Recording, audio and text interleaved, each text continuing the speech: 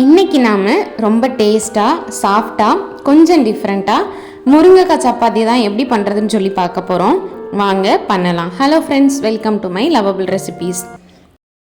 நான் இன்றைக்கி சப்பாத்தி பண்ணுறதுக்காக 4 முருங்கைக்காய் எடுத்திருக்கேன். நல்லா ஃப்ரெஷ்ஷாக எடுத்திருக்கேன். இப்போ இதை நல்லா கழுவிட்டு அதுக்கப்புறமா கட் பண்ணி வச்சுருக்கேன் பாருங்கள் இந்த மாதிரி. இப்போ இதை குக்கருக்குள்ளே சேர்த்துக்கிடலாம் அவிக்கிறதுக்காக. நீங்கள் ஏதாவது பாத்திரத்தில் கூட அவிய வச்சுக்கலாம். ஒரு 20 நிமிஷம் அவிச்சு எடுத்துக்கோங்க. இப்போ இதில் முருங்கைக்காய் அவியறதுக்கு தேவையான அளவுக்கு உப்பு, அதுக்கப்புறமா 1 டம்ளர் தண்ணி சேர்த்துட்டு ஒரு தடவை மிக்ஸ் பண்ணிவிட்டு குக்கரை மூடி போட்டு மூடி ஒரு 4 விசில் வச்சு எடுத்துக்கிடலாம்.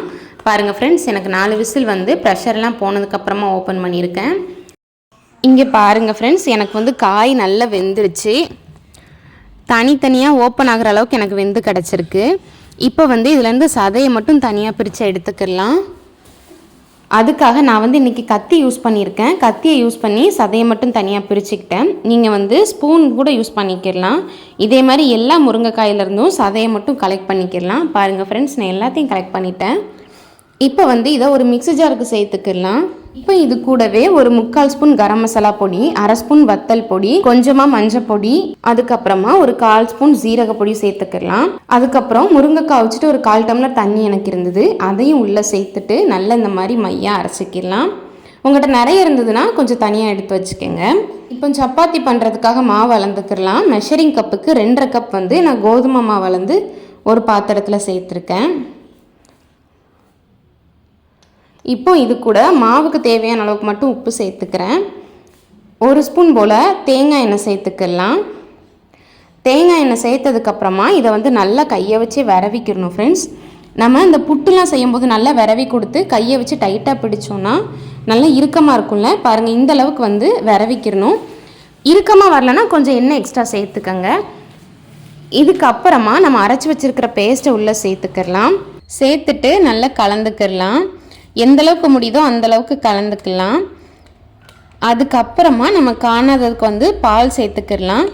எனக்கு மொத்தமாக 1/2 கப் பால் தேவைப்பட்டுச்சு. ஆனால் நான் டிவைட் பண்ணி கொஞ்சம் கொஞ்சமாக சேர்த்துக்கிட்டேன். முருங்கைக்காய் வச்ச தண்ணி மிச்சம் இருந்ததுன்னா அதை கூட சேர்த்துக்கிடலாம். நான் கொஞ்சம் வெதுவெதுப்பான சூட்டில் சேர்க்கணும். தண்ணி சேர்த்தாலுமே கொஞ்சம் வெதுவெதுப்பாக சேர்த்துக்கோங்க. அப்போ தான் சப்பாத்தி நல்லா சாஃப்டாக இருக்கும் ஃப்ரெண்ட்ஸ். நம்ம நோட் பண்ண வேண்டிய விஷயம் என்னென்னா, பால் தண்ணி எது சேர்த்தாலும் கொஞ்சம் கொஞ்சமாக சேர்க்கணும், சூடாக சேர்க்கணும், அது மட்டும்தான். இப்போ பாருங்கள், நான் நல்லா சப்பாத்தி மாவை உருட்டி எடுத்துட்டேன். நல்லா சாஃப்டாக இருக்குது மாவு. இப்போ இதுக்கு மேலே கொஞ்சமாக எண்ணெய் சேர்த்து தடவிட்டு ஒரு 1/2 மணி நேரம் ஊற வச்சு எடுத்துக்கிடலாம்.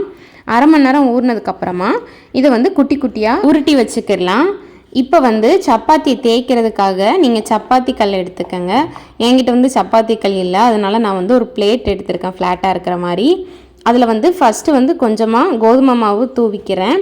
அதுக்கு மேலே நம்ம ரெடி பண்ணி வச்சுருக்கிற உருண்டையை சேர்த்து அதுக்கு மேலே கொஞ்சமாக கோதுமை மாவு அந்த மாதிரி தூவிட்டு அதுக்கப்புறமா இந்த மாதிரி சப்பாத்தி உருட்டுற கட்டை இருக்குல்ல, அதை வச்சு கொஞ்சம் கொஞ்சமாக அந்த உருட்டி கொடுத்துக்கலாம். இந்த மாதிரி ஒரே சைடு வச்சு தேய்ச்சிக்கிட்டே இருக்கக்கூடாது ஃப்ரெண்ட்ஸ்.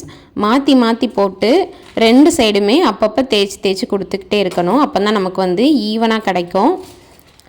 பாருங்கள், நான் நல்லா உருட்டிட்டேன். இது கொஞ்சம் ஷேப் கொடுக்கறதுக்காக மேலே ஒரு டிஃபன் பாக்ஸ் மூடியை வச்சு அழுத்தி சுற்றி இருக்கிற மாவை அதுக்கப்புறமா கையால் எடுத்துக்கிறேன். இப்போ பார்க்குறதுக்கு நல்லா ரவுண்ட் ஷேப்பில் கிடச்சிரும் சப்பாத்தி.